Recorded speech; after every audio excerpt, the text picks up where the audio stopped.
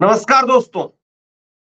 अखिलेश यादव ने एक बड़ा दांव चला है और ये दांव कितना मास्टर स्ट्रोक में तब्दील हो पाएगा या नहीं हो पाएगा, ये वक्त बताएगा। लेकिन अखिलेश यादव के इस दांव की वजह से बीजेपी में जबरदस्त खलबली मची हुई और खास तौर पर मोर्चा संभाला केशव प्रसाद मौर्य। केशव प्रसाद मौर्य इस पर पलटवार करते हुए दिखाई दे रहे हैं। क्या वाकई अखिलेश यादव बड़े स्मार्ट तरीके से एक के बाद एक लगातार अपने दांव चल रहे हैं, या फिर अखिलेश यादव लगातार जो दांव चल रहे थे उसमें गलती कर दी? इस पर चर्चा करेंगे। मैं आपके सामने कुछ बातें रखूंगा, आप लोग बताइएगा कि अखिलेश यादव का ये मास्टर स्ट्रोक है या फिर अखिलेश यादव यहां पर फंस गए हैं। अखिलेश यादव ने माता प्रसाद पांडे को इस वक्त में विधानसभा के अंदर नेता प्रतिपक्ष बनाया। तस्वीर आप देख रहे हैं माता प्रसाद पांडे की। उनको विधानसभा का प्रतिपक्ष नेता चुना गया और माता प्रसाद पांडे आते हैं ब्राह्मण, और ऐसे में अखिलेश यादव का जो पीडीए का नारा था, पिछड़ा दलित और अल्पसंख्यक, उसमें ए का मतलब अल्पसंख्यक है या ए का मतलब अगड़ा है, या डबल ए करना चाह रहे हैं अखिलेश यादव उसको, ये बड़ा सवाल है। लेकिन इस पर जो प्रतिक्रिया केशव प्रसाद मौर्य की तरफ से आई है, वो कहीं ना कहीं बता रही कि बेचैनी तो है। केशव प्रसाद मौर्य लगातार ट्वीट कर रहे हैं और केशव प्रसाद मौर्य लगातार इस बात को कह रहे हैं कि अखिलेश यादव ने पीडीए को धोखा दे दिया। अब वो केशव प्रसाद मौर्य अखिलेश यादव को कह रहे हैं कि पीडीए को धोखा दे दिया। ये समाजवादी पार्टी की नोटिफिकेशन है जो कल जारी की गई। कल उन्होंने फैसला लिया कि माता प्रसाद पांडे को नेता प्रतिपक्ष चुना जा रहा है। अब केशव प्रसाद मौर्य कह रहे हैं कि पीडीए को धोखा दे दिया। पीडीए को धोखा दे दिया तो आप बताइए कि आपके यहां पर कौन सा पीडीए कहां पर है? आप खुद जो है वो पीडीए से आते हैं, तो आप कहां पर हैं? बहुत सारे लोग कह रहे हैं कि आप तो 7 साल से ठाकुर की जूती उठा रहे हैं। तो ये फैसला इस तरीके से देखा जा रहा है। काफी लोग इसको ये भी कह रहे हैं कि अखिलेश यादव को ज्यादा प्रयोग नहीं करने चाहिए थे और अखिलेश यादव को, शिवपाल यादव को नेता प्रतिपक्ष बनाना चाहिए था। वो मजबूत भी है, अनुभवी भी है, पार्टी के अंदर पकड़ भी है।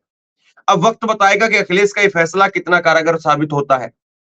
लेकिन अखिलेश ने एक प्रयोग किया है। प्रयोग ये है कि पहले समाजवादी पार्टी के ऊपर एक ठप्पा लगाया गया MY का। पहले मैं आपको ये ट्वीट बता देता हूं, फिर उसके बाद में विस्तार से इस पर बात करेंगे। अखिलेश ने कहा कि अति वरिष्ठ समाजवादी नेता श्री माता प्रसाद पांडे जी के उप उत्तर प्रदेश विधानसभा में नेता प्रतिपक्ष चुने जाने पर हार्दिक बधाई और शुभकामनाएं। माता प्रसाद पांडे जी विधानसभा और उनके स्वस्थ परंपराओं को जानने, समझने और मानने मनवाने का जो दीर्घ अनुभव रहा है, और जिस प्रकार वह विधि विधि के निर्माण के प्रक्रिया के ज्ञाता है, उसका लाभ न केवल सपा के सभी विधायकों को बल्कि सदन में अध्यक्ष महोदय से लेकर के मुख्यमंत्री जी और उनके सभी मंत्री और विधायकों को मिलेगा। आशा है कि वो एक प्रकाश स्तंभ के रूप में संविधान की सशक्त परंपरा का मार्ग सदैव प्रकाशित करेंगे, सही दिशा दिखाते रहेंगे। तो अखिलेश यादव यहाँ पर बधाई दे रहे हैं, उनकी वरिष्ठता के बारे में गुणगान कर रहे हैं, तमाम बातें उनकी तरफ से कही गई। लेकिन अखिलेश यादव के इस दाव को ये देख करके जो है वो समझा जा रहा है कि पहले समाजवादी पार्टी वो मुस्लिम और यादव के समीकरण की पार्टी थी, और मुस्लिम यादव के समीकरण की पार्टी से फिर उसने अखिलेश यादव ने एक दांव चला और वो बनाया अपने आप को पीडीए यानी पिछड़ा दलित अल्पसंख्यक की पार्टी। और ये पिछड़ा दलित अल्पसंख्यक की पार्टी जब अखिलेश यादव ने बनाया तो उसका नतीजा दिखा लोकसभा चुनाव के अंदर, और तीसरी सबसे बड़ी पार्टी समाजवादी पार्टी बन गई। समाजवादी पार्टी 37 सीटों के साथ में उत्तर प्रदेश की सबसे बड़ी पार्टी बन गई। और अब अखिलेश यादव वो सोच रहे हैं कि अगर नेता प्रतिपक्ष माता प्रसाद पांडे को बना दिया जाए तो जो एक सवर्ण वोटर जो लगातार भाजपा के साथ में रहता है, अब यूपी के अंदर तकरीबन आंकड़ा है कि 79% लोगों ने इस बार के चुनाव के अंदर भी एनडीए को वोट दिया। करीब करीब 80% सवर्णों ने एनडीए को वोट दिया है, यानी बीजेपी को वोट दिया उत्तर प्रदेश में। 2019 में ये 77.2% थे, इस बार 2% और बढ़ गया। तो सबसे बड़ा सवाल यह है कि माता प्रसाद पांडे के आने से अगर ये 80% सवर्ण जो बीजेपी के साथ जा रहे हैं, एक मुश्त बीजेपी के साथ जा रहे हैं, हालांकि कोई इसको नहीं कहता है कि ये मुस्लिम तुष्टीकरण है, या जिस जिस तरीके से मुस्लिम तुष्टीकरण का उदाहरण दिया जाता है उसी तरीके से ये सवर्णों का तुष्टीकरण है, कोई इसको नहीं कहता। लेकिन अखिलेश यादव एक दाव के तरीके से इसको देख रहे हैं कि अगर ये 80% सवर्ण जो उस तरफ जा रहे हैं, अगर 80% में से 20%, 30% भी अगर हम तोड़ने में कामयाब हुए, तो बहुत सी जो क्लोज मार्जिन की सीटें होती हैं उनको बचा पाने में कामयाब हो। पिछड़ा, दलित, अल्पसंख्यक वो तो हमारे साथ में है ही, और उसके साथ में अगर अगड़ा को भी साथ में ले लिया जाए, अगड़ी जातियों को भी साथ में ले लिया जाए, तो फिर एक बड़ा अम्ब्रेला तैयार हो जाता है। ये कहीं ना कहीं उनका सोच है। अब आप लोग बताइए कि ये सही है या उल्टा पड़ेगा, बैकफायर करेगा। अब इसके साथ साथ आप देखिए कि केशव प्रसाद मौर्य के कुछ बयान आए। केशव प्रसाद मौर्य ने कहा कि यूपी विधानसभा में नेता प्रतिपक्ष बनने पर माता प्रसाद पांडे जी को बधाई, उम्मीद है कि रचनात्मक विपक्ष की भूमिका निभाएंगे। परंतु पहले 2 लाइनों में बधाई दी, उसके बाद में सीधे कटाक्ष पर आ गए। पहला ही ट्वीट है ये बधाई वाला। परंतु सपा मुखिया श्री अखिलेश यादव जी ने पिछड़ों दलितों को धोखा दिया है। सपा के पीडीए का मतलब बहुत बड़ा धोखा है। भाजपा 2027 में 2017 की तरह से विजय दोहराएगी। ये लगातार जो है वो केशव प्रसाद मौर्य कहते रहे कि पीडीए को धोखा दे दिया गया है। अब इसमें देखिए नीचे एडवोकेट विपिन नागर ने इनको रिप्लाई भी किया है। उन्होंने कहा है कि भाई आप भी तो पिछले 7 साल से लगातार ठाकुरों की जूती उठा रहे हैं। योगी आदित्यनाथ को लेकर के उन्होंने रिप्लाई किया कि पिछले 7 साल से आप योगी आदित्यनाथ ठाकुर की जूती उठा रहे हैं, तो वो ज्ञान ना दे तो बेहतर। तो कुल मिलाकर के सोशल मीडिया पर अखिलेश यादव के इस फैसले को लेकर के एक जंग छिड़ी हुई। कई सपा के प्रमुख सपा के समर्थक वो ये भी कह रहे हैं कि शिवपाल यादव को बनाना चाहिए था, वो अनुभवी नेता है, और फिर पिछड़ों ने आपको वोट दिया है तो उनको आप क्यों नहीं जो है वो पद भी दे रहे हैं। माता प्रसाद पांडे का ट्वीट आया है केशव प्रसाद मौर्य के इस ट्वीट पर। उन्होंने कहा कि उप मुख्यमंत्री जी आपका हार्दिक आभार और धन्यवाद।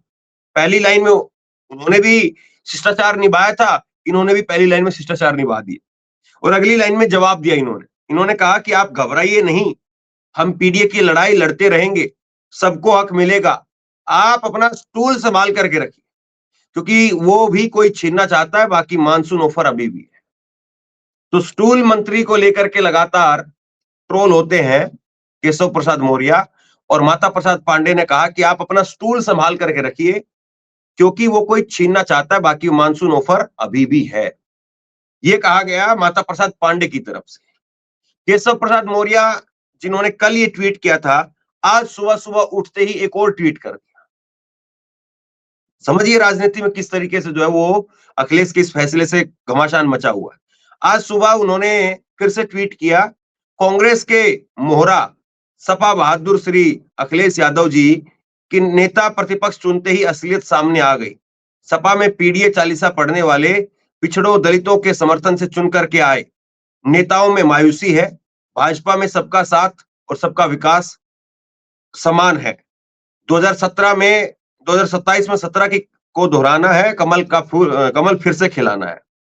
अब देखिए ये पिछड़ा दलित ए से मतलब अल्पसंख्यक, आप अल्पसंख्यक लिख नहीं पा रहे हैं केशव प्रसाद मौर्य, और वो कह रहे हैं कि मायूसी छा गई है।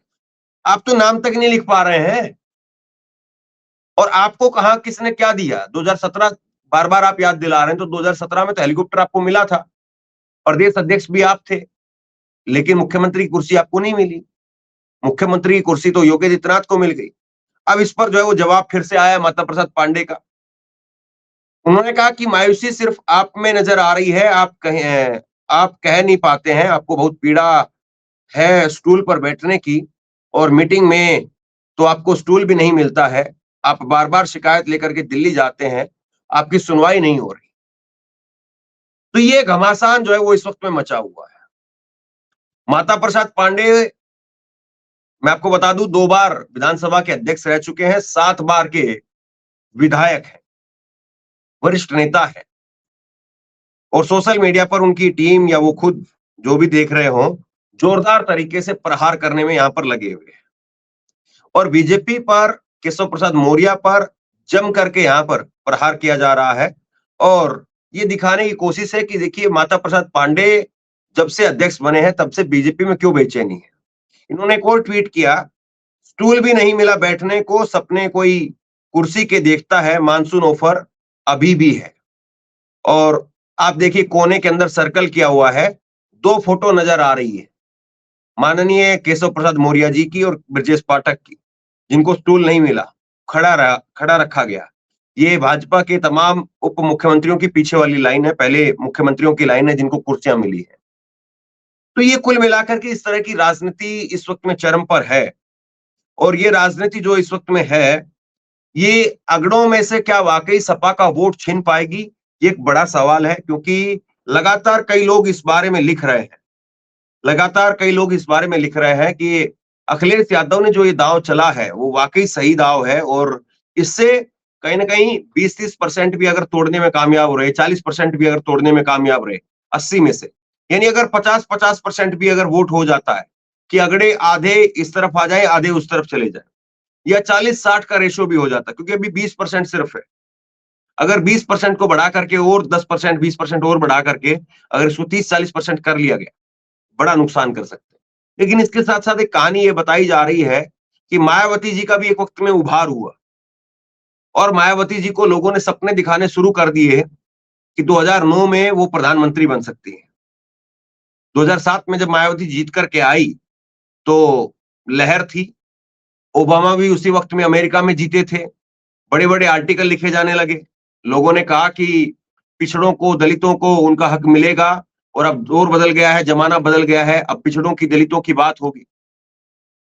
तो मायावती जी के कान में लोगों ने भरना शुरू कर दिया कि आप थोड़ा-सा सवर्णों को अपनी तरफ ले आइए, और उसके बाद में दलित, अल्पसंख्यक, पिछड़े ये आपके साथ में है, और आप प्रधानमंत्री बन सकते हैं। 2009 में चुनाव होने थे, 2007 में मायावती जीत करके आई थी। तो मायावती जी के कान में लगातार ये बात भरी जाने लगी, तो मायावती जी ने सतीश चंद्र मिश्रा, उनको थोड़ा-सा और तवज्जो दी। तमाम मीडिया चैनलों में भी सतीश चंद्र मिश्रा को उस वक़्त में बताया गया कि भई सपा की जीत के पीछे असली चाणक्य यही है। इन्हीं की रणनीति है, इन्हीं का दिमाग है, इन्हीं की वजह से सब कुछ हुआ है। वो बहन जी को ऊपर नहीं कर रहे थे, मायावती जी को ऊपर नहीं कर रहे थे, वो लगातार सतीश चंद्र मिश्रा को ऊपर कर रहे हैं। और इसका नतीजा ये हुआ कि लगातार दलितों के अंदर इस बात को लेकर के नाराजगी जाहिर होने लगी। आपको याद होगा कि जो हाथी का सूंड था, उसको गणेश का सूंड बताया जाने लगा। तो बहुत कुछ जो है वो उस वक़्त की राजनीति धीरे-धीरे बदली, और फिर बाद में मायावती जी से जब खुल करके पूछा गया उनके समर्थकों के द्वारा, तो मायावती जी ने कहा कि आप ये बताइए कि क्या आप अपनी बेटी को प्रधानमंत्री बनते हुए नहीं देखना चाहते हैं? क्या आप अपनी बेटी को दिल्ली में देखना नहीं चाहते हैं? और दिल्ली पहुंचने के लिए हमें सवर्णों का भी वोट चाहिए। अगर हम एक बड़े समाज को इग्नोर कर देते हैं पूरी तरह से, तो हम दिल्ली नहीं पहुंच पाएंगे। ये मायावती जी का तर्क था, सब चुप हो गए। और उसके बाद में नतीजा क्या निकला सबको पता है। 2009 में जबरदस्त तरीके से कांग्रेस जीती, 2012 में सपा जीत गई, और बहन जी हार गई, विधानसभा चुनाव भी हार गई। और जो चाणक्य और तमाम लोग थे, वो सब धरे रह गए, और समाजवादी पार्टी, मुलायम सिंह यादव ने चुनाव जीता, और अखिलेश यादव फिर उसके बाद मुख्यमंत्री बने। तो कुल मिलाकर के कहानी है, कई बार उल्टी भी पड़ती है, कई बार बैकफायर भी हो जाता है। और कई बार ऐसा होता है कि आप कामयाब हो जाते हैं, जैसे कि केजरीवाल ने हाल के टाइम पर इस प्रकार की पॉलिटिक्स की, चाहे गुजरात में आप देखें, चाहे दिल्ली में आप देखें, केजरीवाल ने इस बात को समझा कि भाई राजनीति इस वक्त में ऐसी है कि आपको थोड़ा-सा हिंदुत्व का सहारा लेना पड़ेगा। तो उन्होंने दिल्ली के अक्षरधाम में दिवाली मनानी शुरू कर दी और हनुमान चालीसा जगह-जगह पाठ करवाने शुरू कर दिए, हनुमान मंदिर में जाना शुरू कर दिया और अपने आप को जो है वो हनुमान भक्त बताना शुरू किया। तमाम मीडिया चैनलों पर जब इंटरव्यू देते थे तो हनुमान चालीसा सुनाते थे। दिल्ली में बीजेपी पूरी ताकत लगा करके भी विधानसभा चुनाव नहीं जीत पाई और बीजेपी हार गई। और अब उसके बाद में केजरीवाल गए गुजरात के अंदर, वो बात सही है कि उन्होंने बिल्किस बानो का नाम नहीं लिया। गुजरात चुनाव में बिल्किस बानो का मुद्दा बहुत बड़ा मुद्दा था, कांग्रेस ने उस पर खुल करके बोला, लेकिन केजरीवाल ने नहीं बोला और लिहाजा उसका फर्क ये पड़ा, असर ये रहा कि केजरीवाल को कुछ हद तक वोट मिले वहां पर। कांग्रेस का वोट भी छिटक करके उधर चला गया और कुछ हद तक वोट हिंदुत्व के नाम वाले वो केजरीवाल को भी मिले। कई बार राजनीति अलग होती है, कई बार राजनीति जो है वो सही पड़ जाती है, कई बार गलत हो जाती है, लेकिन अखिलेश यादव के पास में समय है, ताकत भी है। ये अभी जो फैसला अखिलेश यादव की तरफ से लिया गया है, अभी हम 2024 के मिड में हैं, 2027 में चुनाव होने हैं। तो अखिलेश यादव करीब-करीब 1 साल, 1.5 साल इसको प्रयोग करके देख सकते हैं, साल 6 महीने प्रयोग करके देख सकते हैं। और अगर लगे कि ये कामयाब नहीं हो रहा है, तमाम नेता अपने इंटरनल सर्वे भी कराते हैं कि पब्लिक में ग्राउंड पर इस पकड़ नहीं बन रही है या इससे कोई बेनिफिट नहीं आ रहा है, तो एक चुनाव से 1 डेढ़ साल पहले फिर से इस फैसले को पलट सकते हैं। अभी अखिलेश यादव के पास में कम से कम 3 साल का समय है, वो प्रयोग कर सकते हैं और राजनीति में कई बार प्रयोग सही साबित हुए हैं। अखिलेश यादव अगर वाकई ये तोड़ पाने में कामयाब रहे तो फिर आप मान करके चलिए कि बीजेपी के लिए बड़ी भारी मुश्किल खड़ी हो जाएगी। और अगर अखिलेश यादव का प्रयोग कामयाब नहीं रहा तो साल 1.5 साल पहले वो फिर से किसी को जो है वो पलट करके दूसरे किसी को बना करके, शिवपाल को बना करके दोबारा से लोगों का टेंशन पा सकते हैं। और बीजेपी भी तो लगातार यही करती रही है कि चुनाव से 1 साल पहले मुख्यमंत्री पूरी कैबिनेट उठा करके बदल दी, चुनाव जीत लिया। अब गुजरात में चुनाव होगा 2027 में ही होगा और बहुत हद तक संभव है कि 27 का चुनाव से पहले भूपेंद्र पटेल को पलट दिया जाए। तो राजनीति है, अब राजनीति क्या होता है क्या नहीं होता है वो जरा देखते हैं। बहरहाल आप लोग बताइए कि अखिलेश के इस दांव को आप कैसे देखते हैं? अखिलेश का ये मास्टर स्ट्रोक है या अखिलेश की भूल साबित होगी या अखिलेश का प्रयोग सही है? वक्त रहते जो है वो सही प्रयोग किया है अखिलेश ने। अगर कामयाब होता है तो बढ़िया है, नहीं होता है तो इसको बदल दिया जाए। आप क्या सोचते हैं, किस तरह से देखते हैं? नीचे कमेंट बॉक्स में लिख करके जरूर बताइए। इस वीडियो को शेयर कीजिए, लोगों तक पहुंचाइए और इसी तरह की तमाम खबरों के लिए ऑनलाइन न्यूज इंडिया को सब्सक्राइब कीजिए। आपका बहुत बहुत धन्यवाद।